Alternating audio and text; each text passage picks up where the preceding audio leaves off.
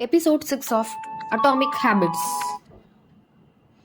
The fundamentals. Why tiny changes make a big difference. The surprising power of atomic habits.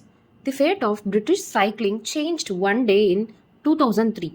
The organization, which was the governing body for professional cycling in Great Britain, had recently hired Dave Brailsford as its new performance director.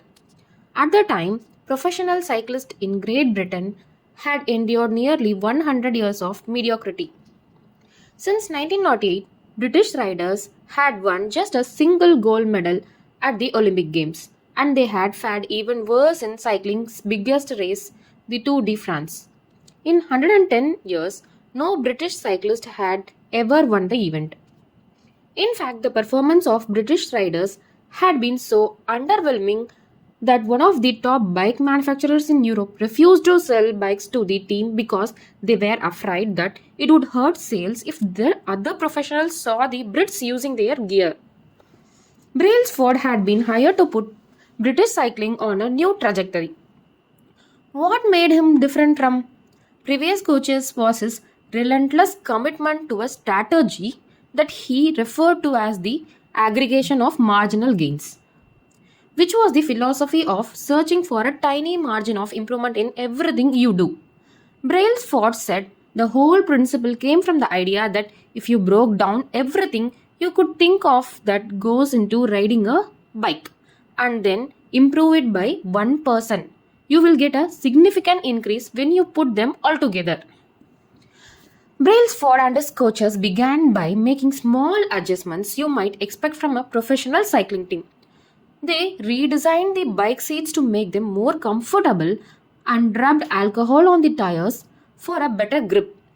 They asked riders to wear electrically heated overshorts to maintain ideal muscle temperature while riding and used biofeedback sensors to monitor how each athlete responded to a particular workout.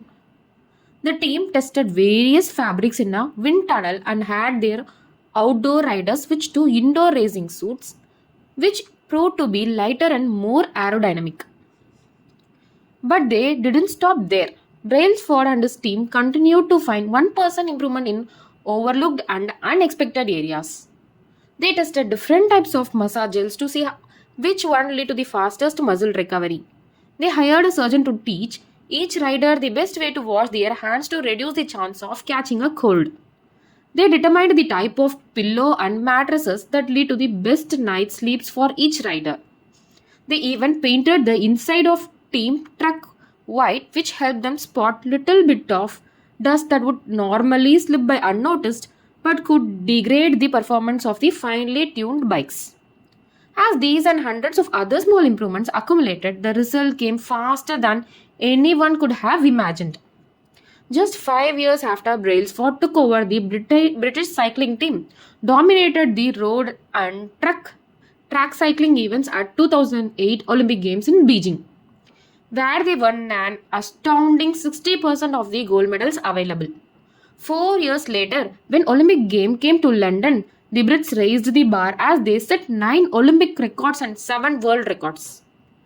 That same year, Bradley Wiggins became the first British cyclist to win the Tour de France. The next year, his teammate Chris Froome won the race, and he would go on to win again in 2015, 16 and 17, giving the British team 5 Tour de France victories in 6 years. During the 10-year span from 2007 to 17, British cyclists won 178 world championships and 66 Olympic or Paralympic gold medals and captured 5 Tour de France victories in what is widely regarded as the most successful run in cycling history. How does this happen? How does a team of previously ordinary athletes transform into world champions with the tiny changes that, at first glance, would seem to make a modest difference at best? Why do small improvements accumulate into such remarkable results? And how can you replicate this approach into your own life?